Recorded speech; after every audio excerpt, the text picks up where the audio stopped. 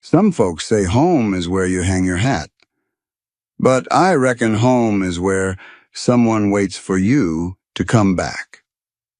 This story came to me from an old-timer in Wyoming, passed down like a worn quilt through 3 generations. It is about a woman who had nothing left to lose and a man the whole town feared to look in the eye. Neither one was looking for love. They were just trying to survive.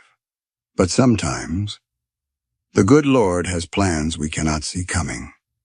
This is their story told, the way it was told to me, plain and true, the way stories ought to be told. The last train pulled away from Copper Creek Station, dragging its shadow across the platform like a funeral shroud. Rose did not move. 3 days. She had knocked on every door in town, the boarding house, the general store, the laundry.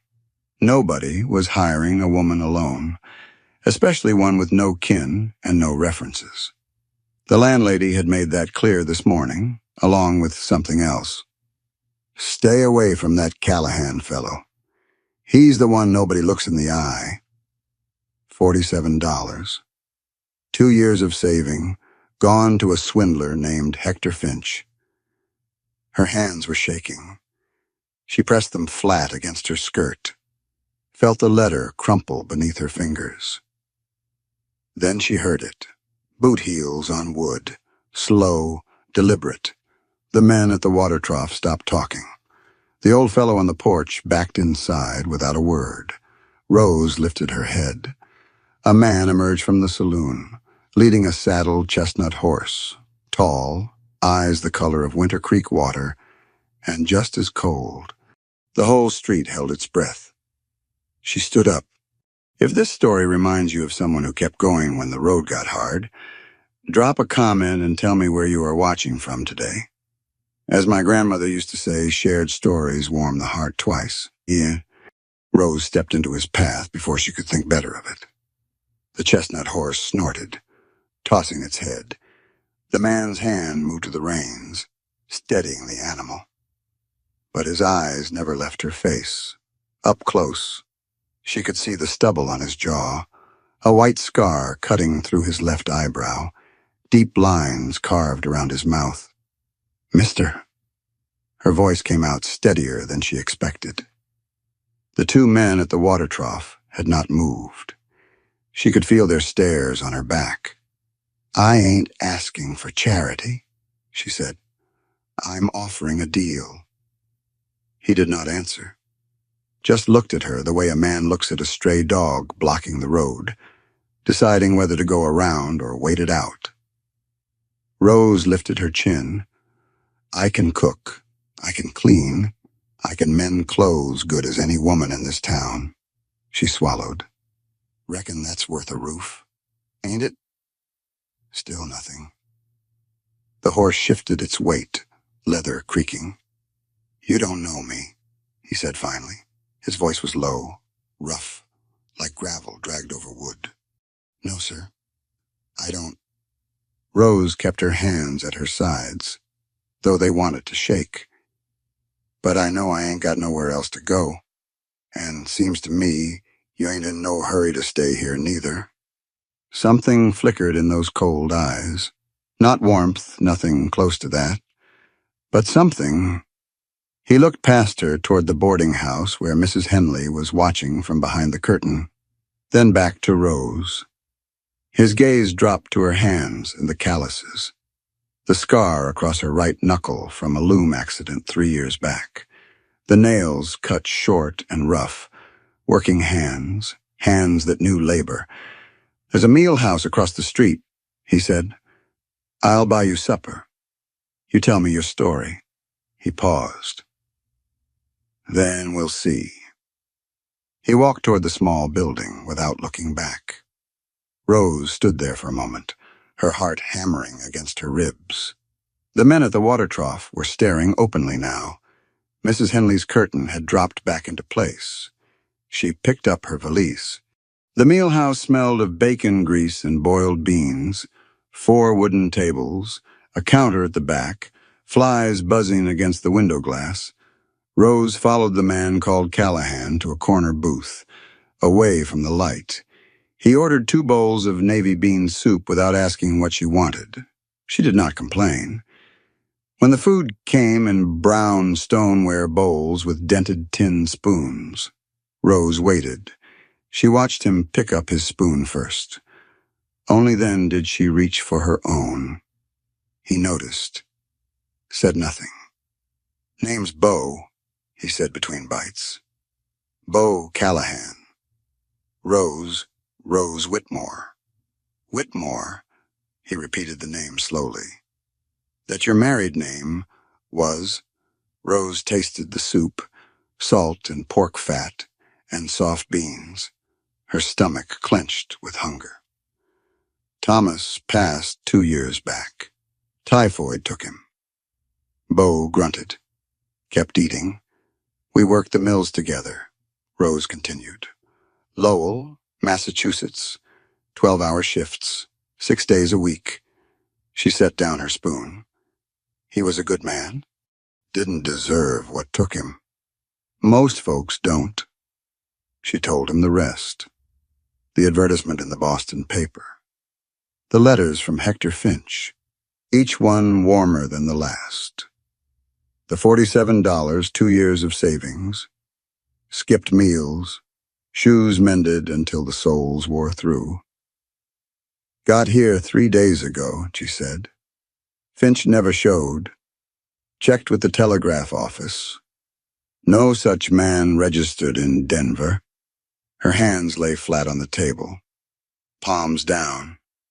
"I got swindled. Mr. Callahan. Plain and simple."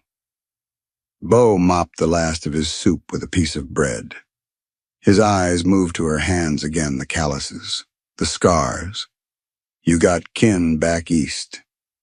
None that want me. Friends, not anymore."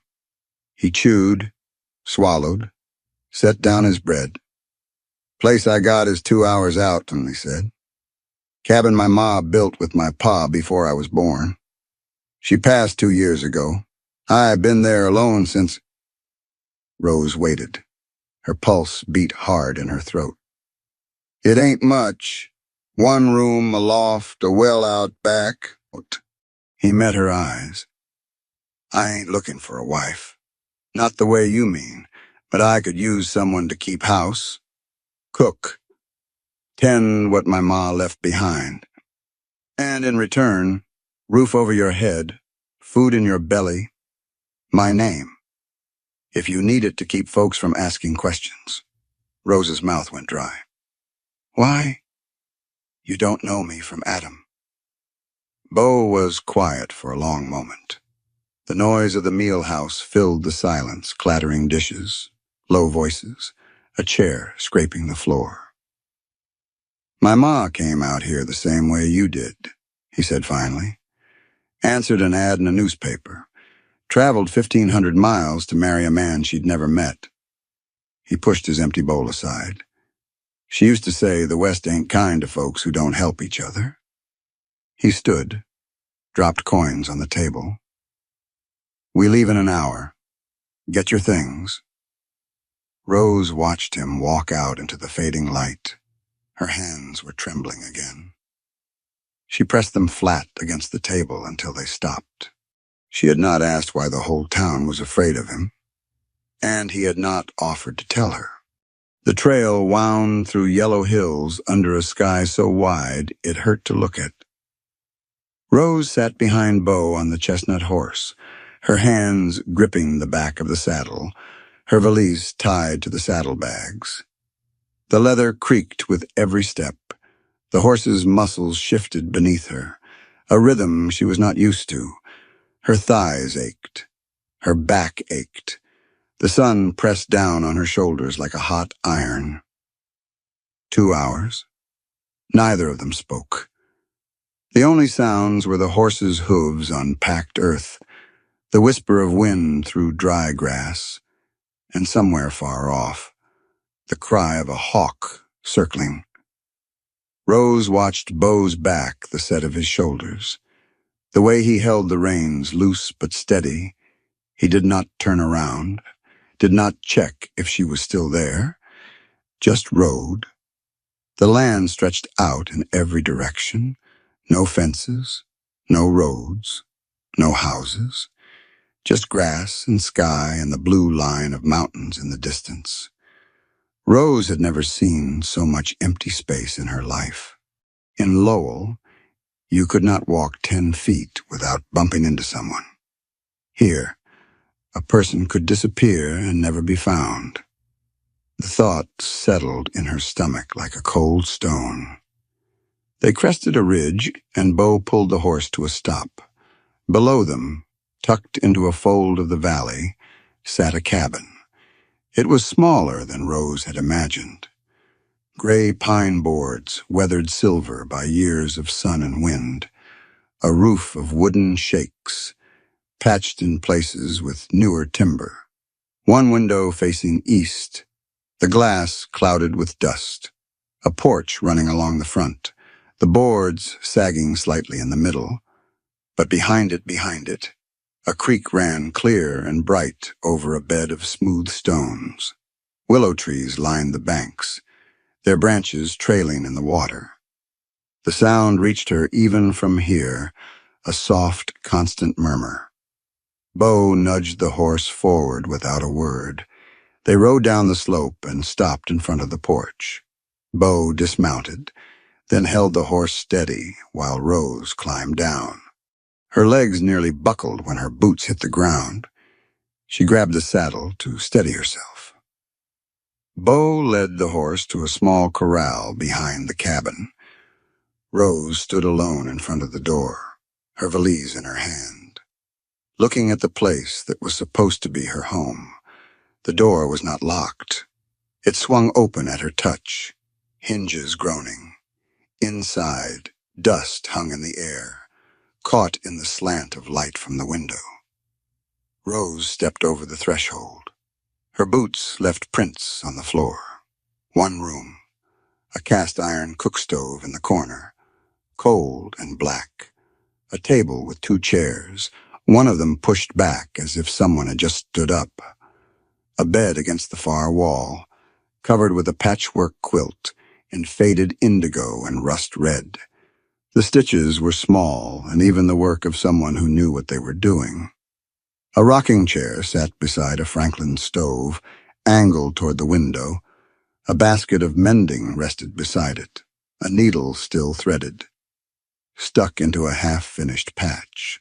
On a shelf above the bed, a photograph in a wooden frame. Rose crossed the room and picked it up. Through the dust on the glass, a woman's face looked back at her, gray hair pulled back, kind eyes, a mouth that might have smiled easily, once. Rose used the corner of her sleeve to wipe the glass clean. She did not ask who it was. She already knew. She set the photograph back on the shelf, exactly where it had been when she turned around. Bo was standing in the doorway. He was watching her.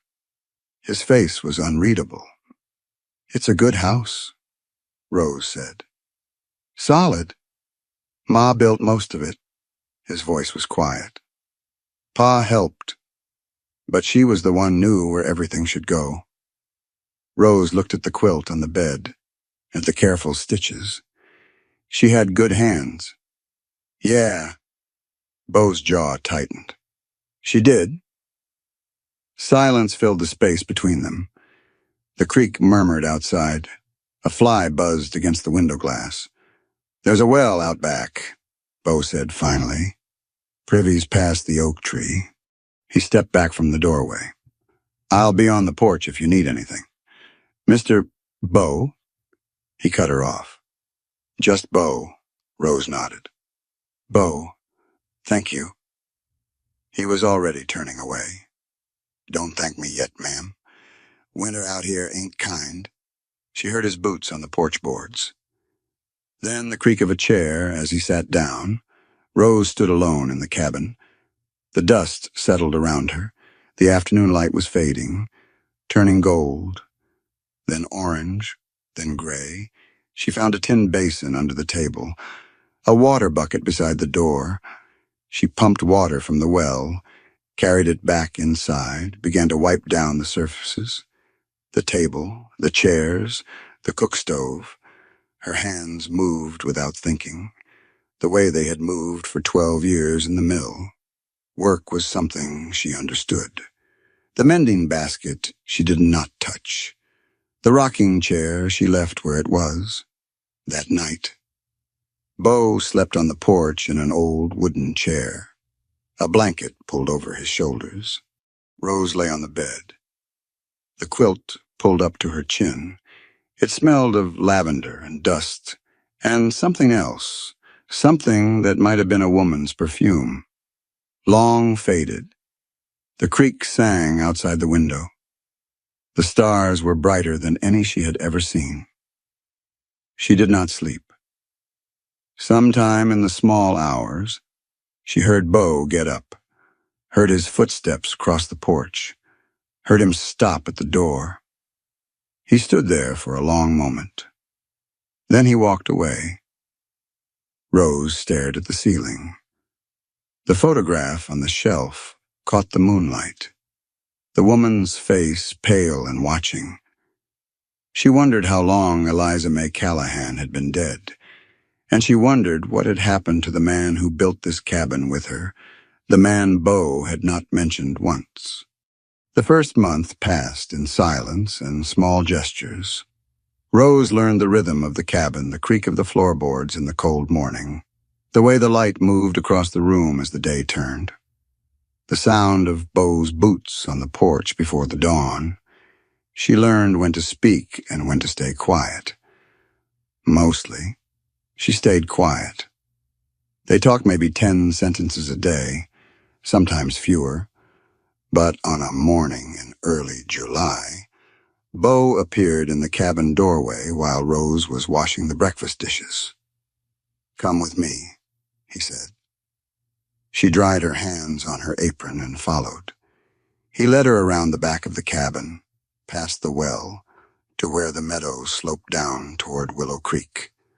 The grass was still wet with dew, silver in the early light.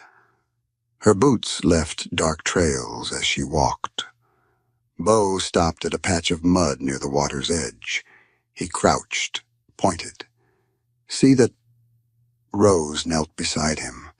In the soft earth, a set of tracks pressed deep and clear, 2 larger prints, 2 smaller ones beside them.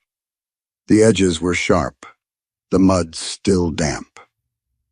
"Deer," Beau said. "Doe with a fawn." Passed through it around dawn. Rose reached out and touched the nearest print. The mud was cool against her fingertip. "How do you know it was dawn?" "Dew's already settling in the track.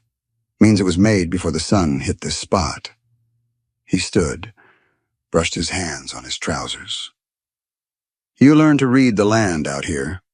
It tells you things, if you pay attention." That afternoon, he took her up the slope behind the cabin. The sun beat down, hot and dry. Grasshoppers clicked in the brush, leaping away from their feet. Beau walked ahead, stopping now and then to point at plants Rose had never seen. "Wild onion." He pulled one from the ground and held it up. The bulb was small and white. The green tops wilted in the heat. "Smell it." Rose took it and brought it to her nose, sharp and pungent. "Good in stew," Beau said. "Good raw if you got nothing else."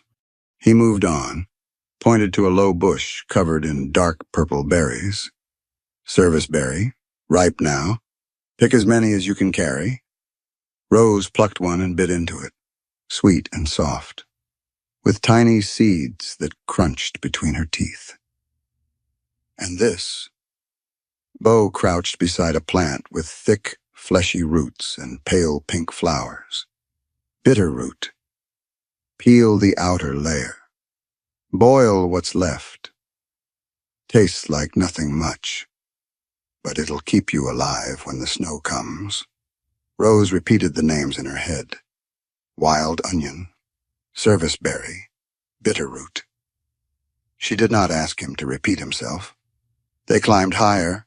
The slope grew steeper, the rocks loose under Rose's boots. She watched Beau's back, trying to step where he stepped. Her foot slipped on a flat stone. She went down hard, her right knee striking granite. Pain shot up her leg. She heard herself gasp, felt the warm trickle of blood soaking through her stocking. Beau stopped, turned, looked at her. He did not come back, did not offer his hand. Just stood there, 10 feet up the slope, waiting. Rose gritted her teeth. She pressed her palm against the rock and pushed herself up.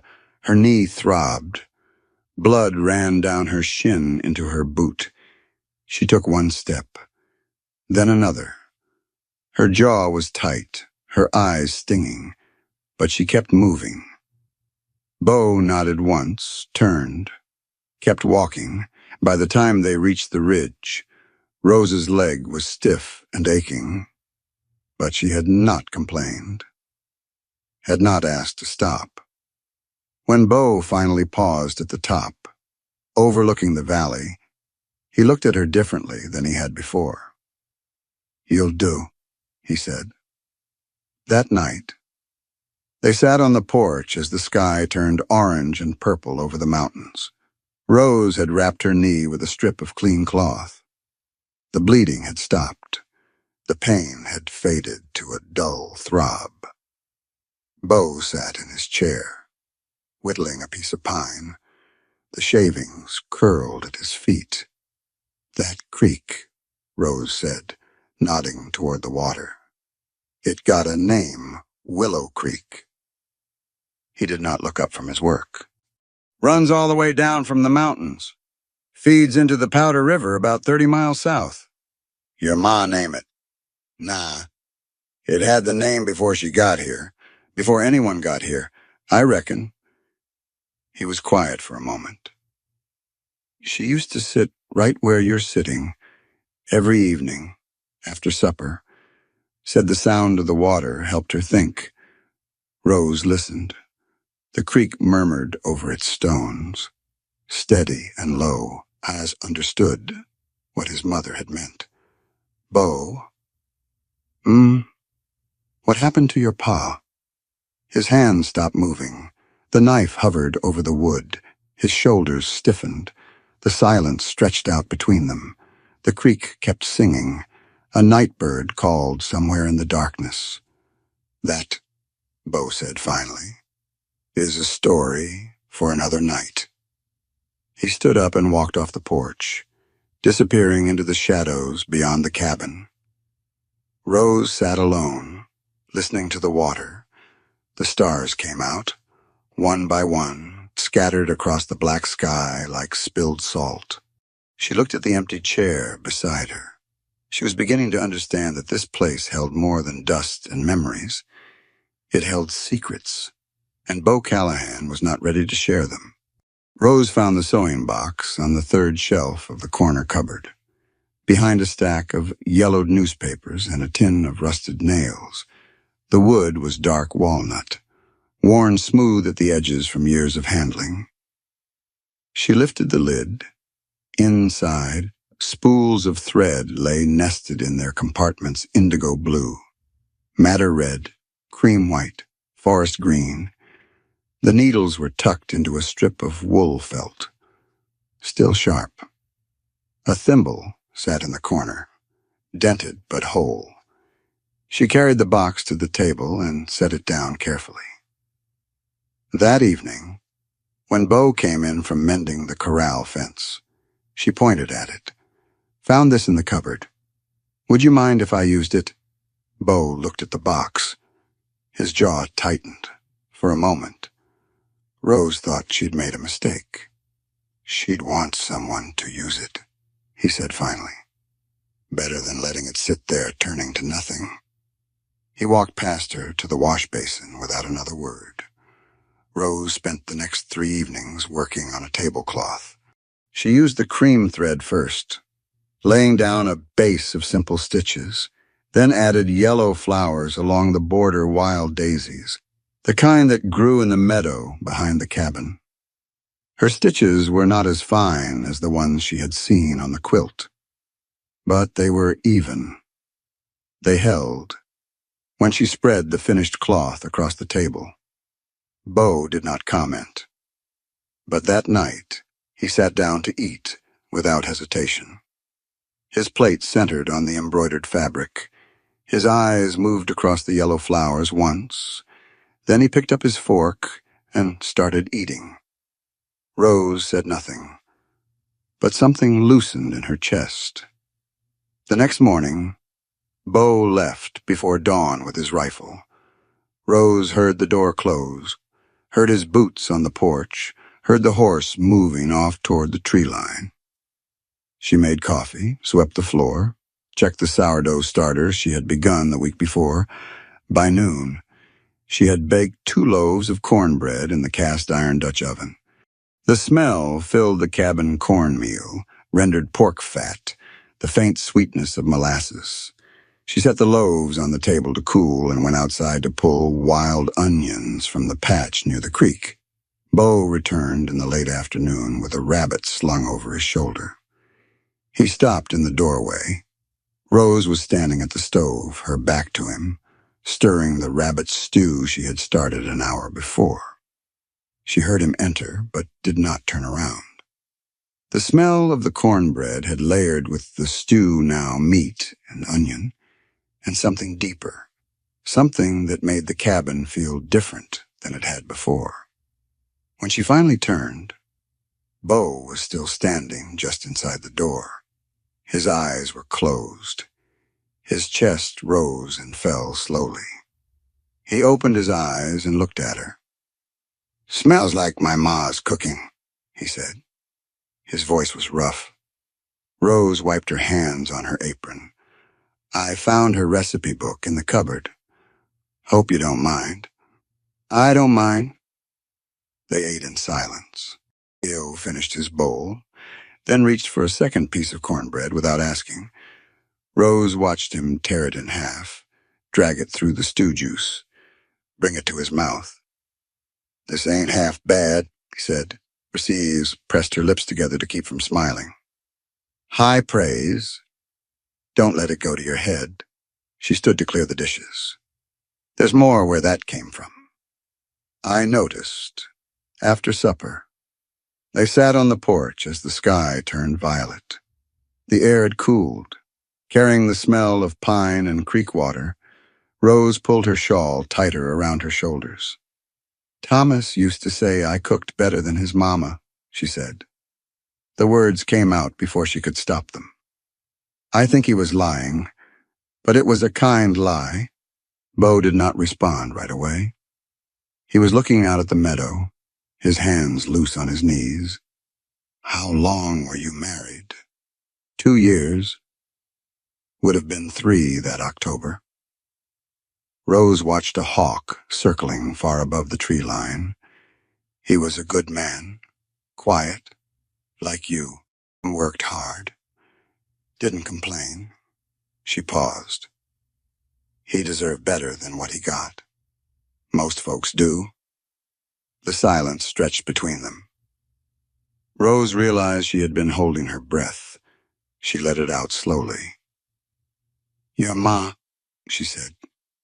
"What was her name?" "Eliza. Eliza May Callahan. Pretty name. She was a pretty woman." Beau's voice softened. "Tough, though. Had to be, out here. Pa used to say she could outwork any 2 men he'd ever known." Rose thought of the sewing box, the careful stitches on the quilt, the recipe book with its handwritten notes in faded ink. "She taught you to read the land," Rose said. "Didn't she?" "Her and the land itself. Mostly the land." Another silence. The hawk had disappeared beyond the ridge. "Beau. That scar on your hand." the long one across the back. He looked down at his right hand, turned it over. The scar was white and thick, running from his knuckles to his wrist. Rope burn. 10 years ago, cattle got spooked during a drive. Line caught my hand wrong. He did not say more. Rose did not ask.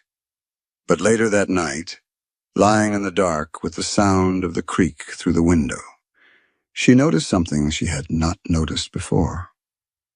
Bo had come home earlier today than any day since she arrived. And when he had stood in that doorway, eyes closed, breathing in the smell of cornbread and stew for just a moment, the hard lines around his mouth had softened. She stared at the ceiling. She was beginning to change this place, and she wondered if this place was beginning to change her too. The ride to Copper Creek took 2 hours on the old mule Bo called Molly. Rose left at first light, a list in her pocket and coins tied in a handkerchief at her waist. Bo had counted out the money himself, enough for flour, salt, coffee, and kerosene for the lamps. Peterson's general store, he had said. Tell him to put it on my account if you run short. The road wound through dry hills and yellow grass. Molly plodded along at her own pace, unbothered by Rose's attempts to hurry her. By the time the first buildings of Copper Creek appeared on the horizon, the sun was already high and hot. Rose tied Molly to the post outside Peterson's and stepped onto the wooden boardwalk. Her boots echoed in the morning quiet. A man sitting on a barrel outside the saloon looked up, squinted at her, then looked away. The bell above the door jangled as she entered. Peterson smelled of leather and tobacco and the sharp sweetness of molasses. Barrels lined the walls. Sugar, rice, dried beans. Shelves climbed to the ceiling, stacked with tinned goods and bolts of fabric. Behind the counter, a thin man with spectacles looked up from his ledger.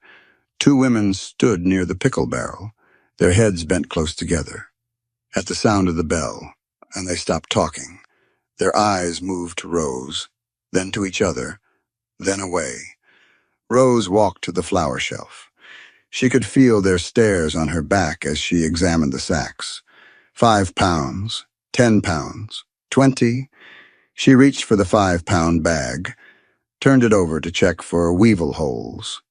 You're the one living out at the Callahan place. The voice came from behind her.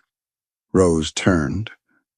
The woman was perhaps 50, with gray hair pulled back tight, and a black dress buttoned to her throat despite the heat. Her eyes were small and hard, her mouth pressed into a thin line. Yes, ma'am, Rose said. I'm Martha Morrison. The name hit Rose like cold water. Morrison. The family the boarding house woman had warned her about. Mrs. Morrison? Rose kept her voice even. Pleased to meet you. I doubt that. The woman stepped closer. She smelled of lavender water and something sour underneath. My son Tom near lost the use of his hand because of that man you're keeping house for. Did he tell you that? Rose's fingers tightened on the flour sack. He told me there was trouble. Trouble? Mrs. Morrison's lip curled. Is that what he called it? That man is dangerous? Girl? He's got a temper no one can control. You'd do well to get away from him, while you still can. The 2 women by the pickle barrel had stopped pretending not to listen. The man behind the counter was watching too, his pen frozen above the ledger. Rose set the flour sack on the counter. She looked at Mrs. Morrison directly. Ma'am, I appreciate your concern. Truly. She kept her voice steady, though her heart was beating hard. But I reckon I know Bo Callahan better than most folks in this town. Leastways, I ain't afraid to look him in the eye. Mrs. Morrison's face went red. You foolish girl. You don't know what you're dealing with. Maybe not. Rose placed the kerosene can beside the flower. But I know what I've seen. And I've seen a man who works hard, keeps his word, and hasn't raised his voice to me once in 6 weeks. She turned to the man behind the counter. Mr. Peterson, I'd like to settle up. Please. She paid in coins, refusing to put anything on Beau's account. Let them see she had her own money. Let them see she was not some helpless creature being kept against her will. The ride back felt longer than the ride in. The sun beat down on Rose's shoulders. Molly's hooves kicked up dust that stuck to her sweaty skin. By the time the cabin came into view, her throat was dry and her head ached. Beau was sitting on the porch when she rode up. He stood as she dismounted, took Molly's reins without a word, led the mule to the corral. Rose carried the supplies inside. Her hands were shaking as she set them on the table. That night, they ate in silence. The cornbread sat untouched between them. Rose pushed beans around her plate, her appetite gone. Finally, she set down her fork. I met Martha Morrison today. Beau's hand stopped halfway to his mouth. He lowered his spoon. She had things to say about you, Rose continued. About her son. About what happened. I reckon she did. Tell me. Beau was quiet for a long moment. Outside, the creek murmured its endless song. A night bird called somewhere in the darkness. Tom Morrison, he said finally. 1.5 years ago. Card game at the saloon. He picked up his coffee, took a slow sip. He'd been drinking, losing, decided I was cheating him. Were you? No. What happened? He pulled a knife, came at me across the table. Beau set the cup down. I grabbed his wrist, twisted, heard the bone go. He looked at his hands, spread flat on the table. Wasn't proud of it, but it was him or me. Rose watched his face, the hard line of his jaw, the way his eyes stayed fixed on his hands. Why didn't you tell the sheriff? Morrison's got money. Sheriff's got debts. Beau shrugged. Don't take much figuring. So you just let them say whatever they wanted about you. What was I going to do?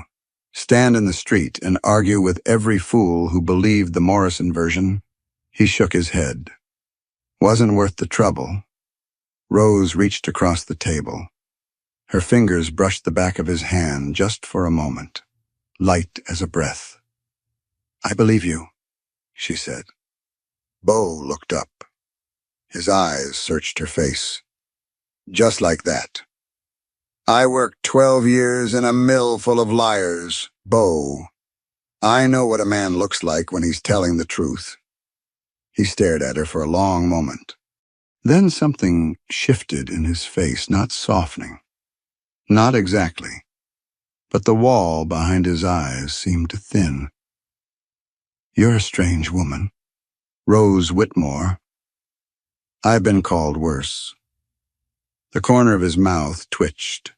Almost a smile. Outside, the wind had picked up. Rose heard it moving through the grass, heard the creak of the porch boards, heard something else beneath it all, a low, distant rumble that might have been thunder. Beau's head turned toward the window. His almost smile disappeared. Storm coming, he said. Big one. By the feel of it. Rose looked out at the darkening sky. She did not know yet how right he was. The evening came on slow and golden. Rose sat on the porch with a torn shirt in her lap, needle moving through the worn fabric.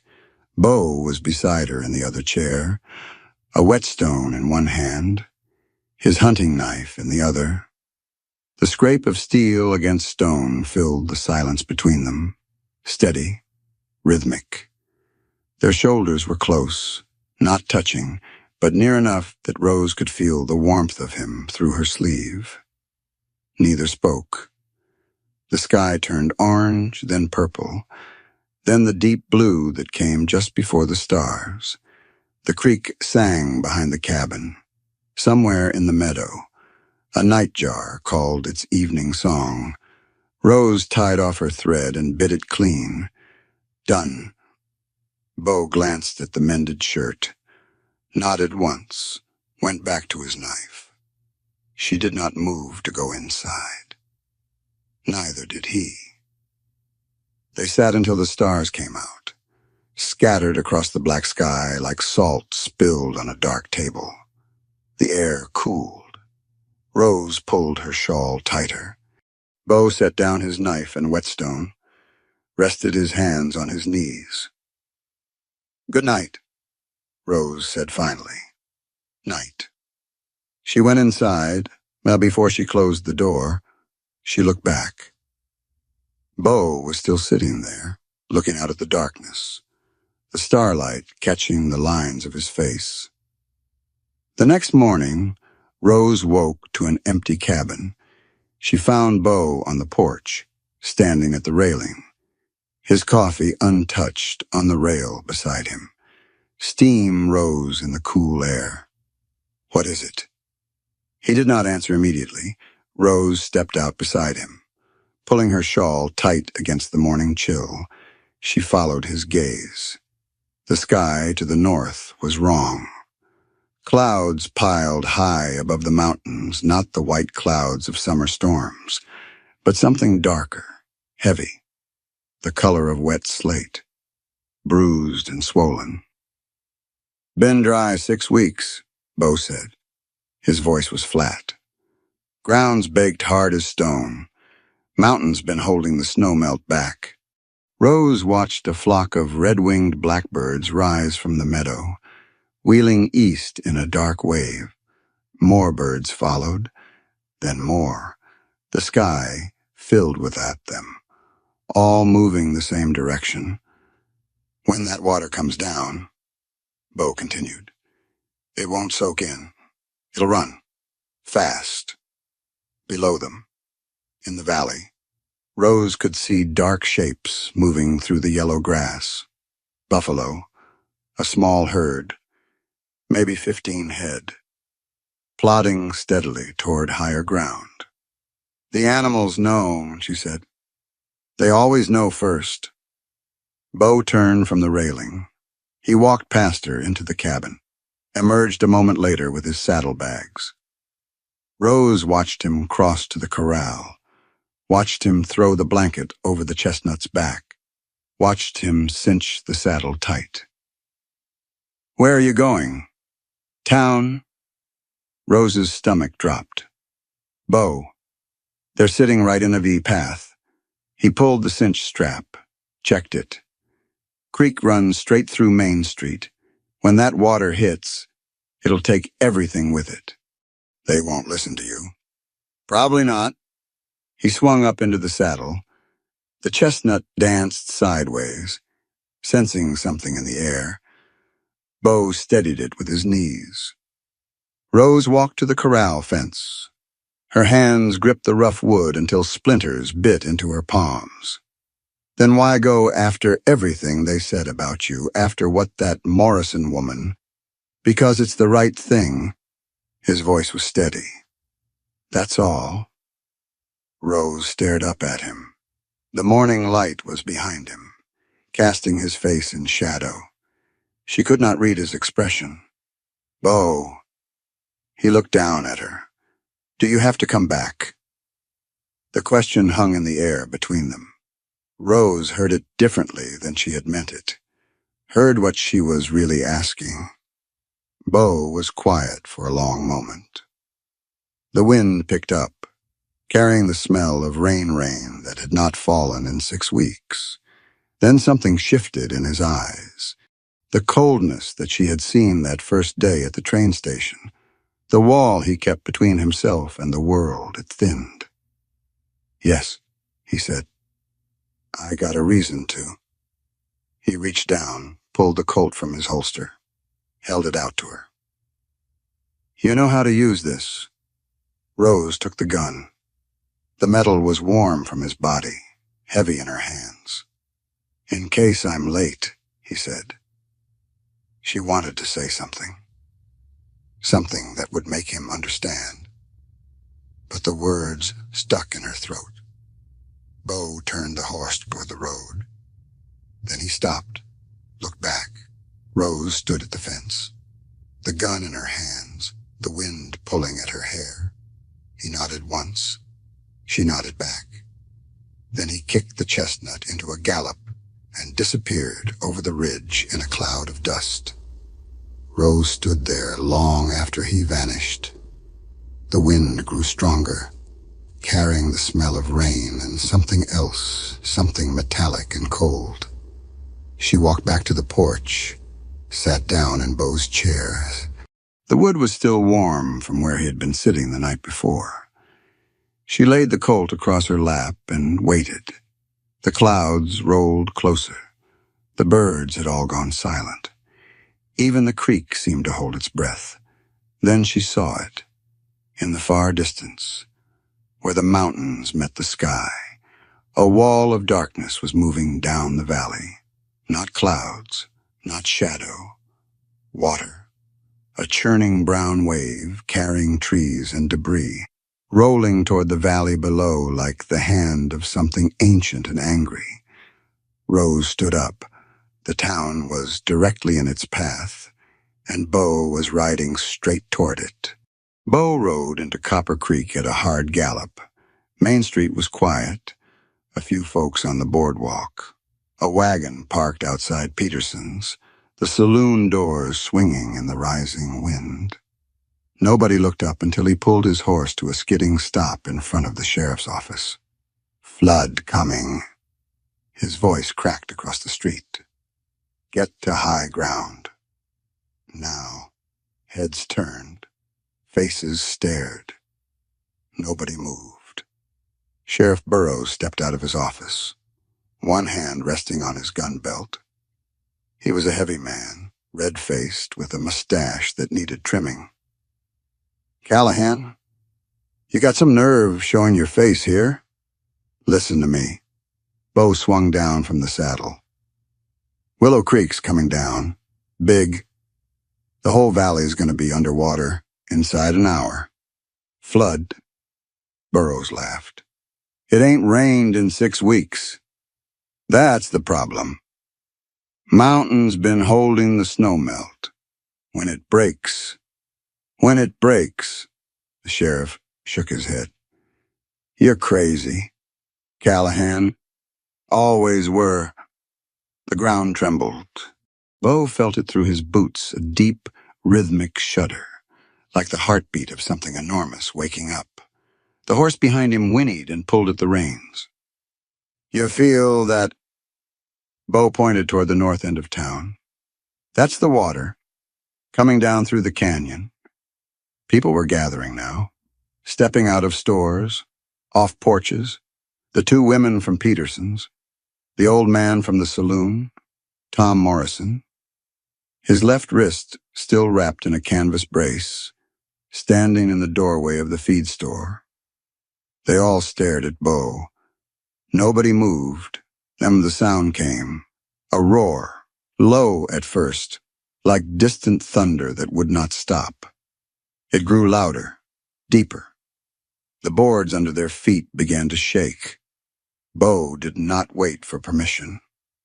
He ran to the nearest house, a low wooden building at the creek end of Main Street.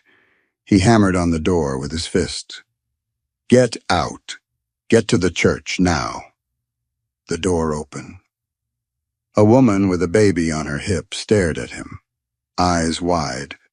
"Go." He grabbed her arm, pulled her toward the street. "Run!" The roar was getting louder. Bo could see it now, a dark line at the far end of town.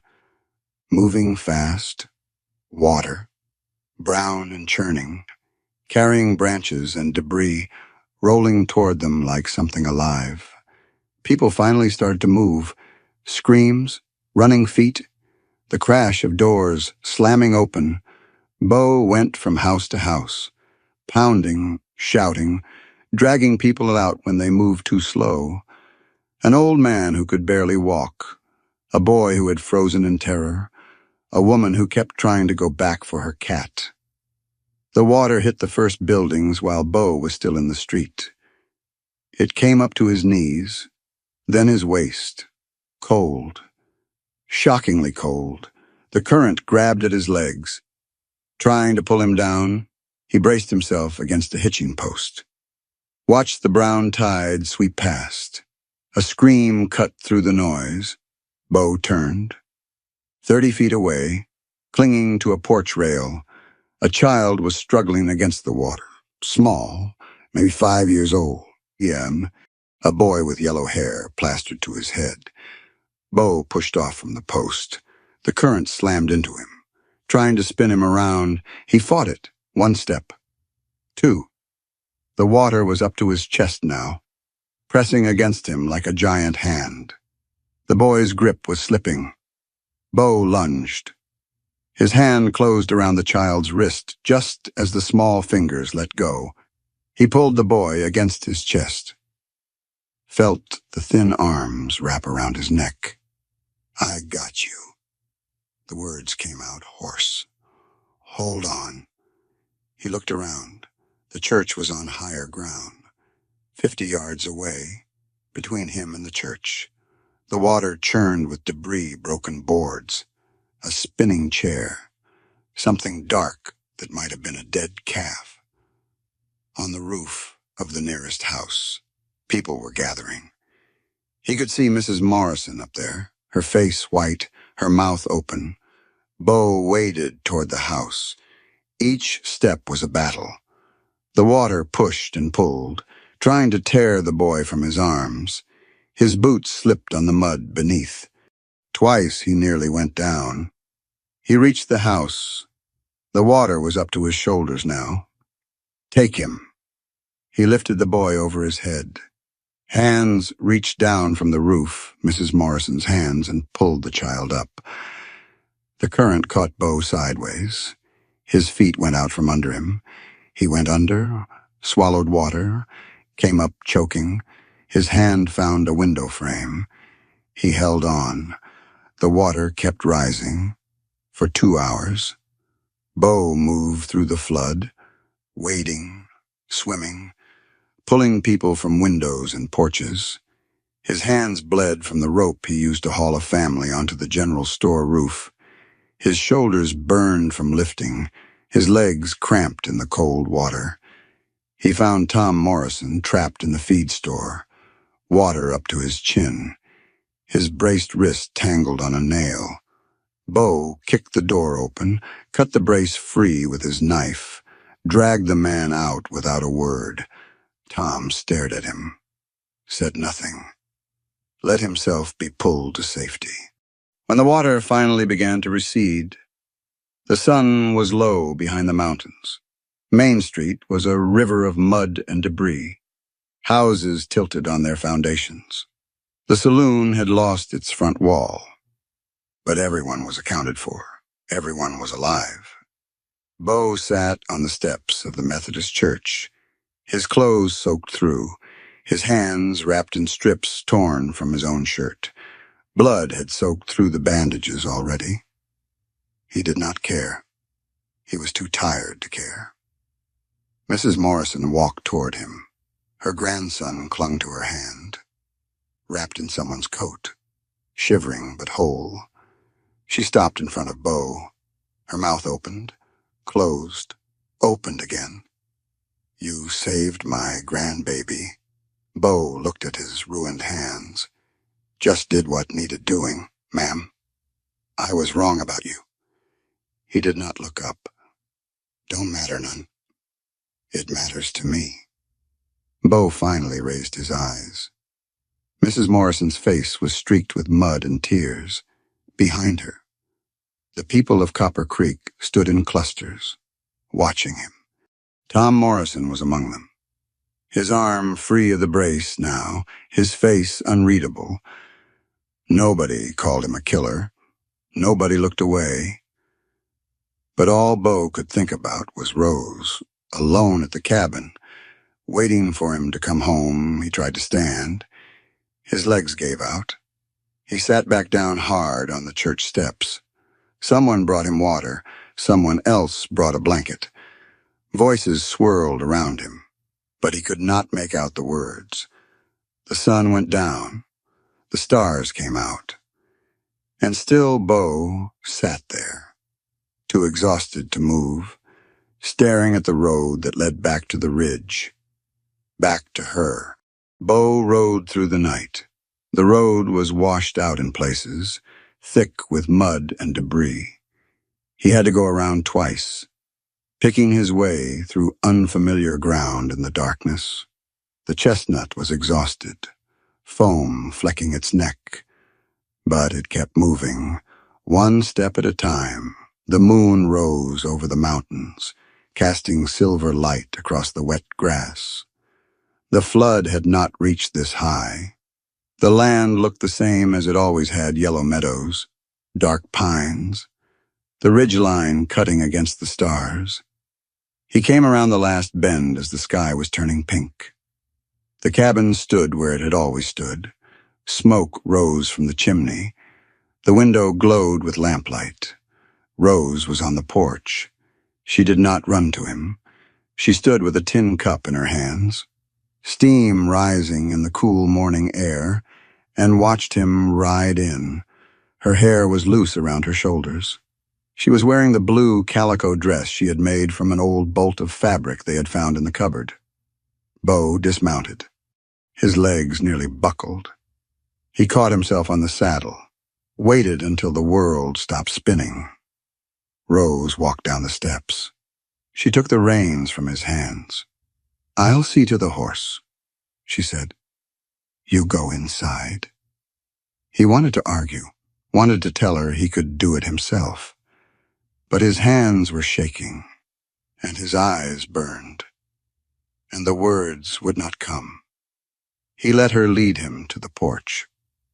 He sat down heavily on the top step and closed his eyes. When he opened them, the sun was high. He was lying on the bed inside the cabin, a blanket pulled over him. His boots were off. His hands had been washed and wrapped in clean white bandages. Rose sat by the window, her needle moving through fabric. She looked up when he stirred. "There's coffee on the stove," she said, "and biscuits, when you're ready." Bo pushed himself up. His whole body ached. His hands throbbed beneath the bandages. The pain felt distant. How long was I out? 12 hours, maybe more. He looked at the window. The light had changed afternoon now, golden and warm. "Town's still standing," he said. "Mostly, some damage, but everyone made it." Rose nodded. She did not ask for details.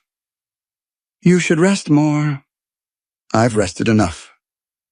She set down her sewing and crossed the room. She sat on the edge of the bed, close enough that he could smell the lavender soap she used. "You came back," she said. "Told you I would." Her hand found his. She held it gently, careful of the wounds. A month passed. The town rebuilt. The mud dried. Life went on the way it always did in places where survival was never guaranteed. Tom Morrison rode out to the cabin on a Tuesday afternoon. Bo was mending the corral fence when he heard the horse approaching. He straightened up, hammer in hand, and watched the man dismount. Tom stood there for a long moment, his hat in his hands. "I was wrong," he said finally. "About you. About what happened." Bo set down the hammer. "That was a long time ago. Don't matter. Wrong is wrong." Tom stuck out his hand, his right hand, the one Bo had broken. "I'm sorry." Bo looked at the offered hand, then he took it. They did not say anything else. They did not need to. The following Sunday, a rider appeared on the ridge, gray mare, side saddle, Mrs. Morrison. She rode up to the cabin alone, her back straight, her face softer than Beau had ever seen it. "Reverend Harrison will be riding out this way next week," she said. "I asked him to stop here, if you're agreeable." Beau frowned. "What for?" Mrs. Morrison looked at Rose, standing in the doorway, and back at Beau. "Seems to me you two ought to be married proper, if you're going to be living out here together." Rose came down from the porch. She stood beside Beau, her shoulder touching his. "We'd like that," she said. "Very much." The wedding was small. Reverend Harrison read from a worn Bible. Mrs. Morrison stood as witness, her grandson holding her hand. Tom Morrison shook Beau's hand again afterward. A real handshake this time, the kind that meant something. Rose wore a white muslin dress she had sewn herself, the stitches small and even. Beau wore a ring made from a copper penny he had hammered flat in the barn, the same penny his father had given his mother the day they were married. That night, they sat on the porch as the stars came out. The creek murmured behind them. The mountains stood dark against the sky. Rose leaned her head against his shoulder. "Beau? This is home." He put his arm around her, pulled her close. "Yeah," he said. "It is." The word had never meant anything before. It had always been just a place. 4 walls and a roof, somewhere to sleep. But now, sitting here with Rose beside him and the stars overhead, and the sound of the creek filling the silence, now he understood what his mother had meant all those years ago.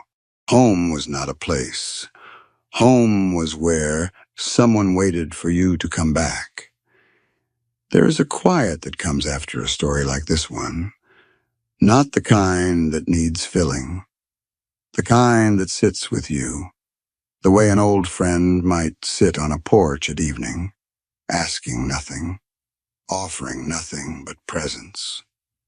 Many of us have known what it feels like to stand at a crossroads with empty pockets and nowhere left to turn. Some of us have carried the weight of being misunderstood, of having our name spoken in whispers by people who never ask for our side. And perhaps you have known what it means to find shelter in an unexpected place, not because you earned it, but because someone chose to see you when others looked away. These things do not need to be explained. They do not need to be resolved. They simply are. And it is all right to let them rest there, in that tender space between what was and what became. Some feelings are meant to be held quietly, like a letter you never sent, like a photograph you keep in a drawer. You do not have to understand them. You are allowed to simply let them be. Thank you for staying until the end. Thank you for listening.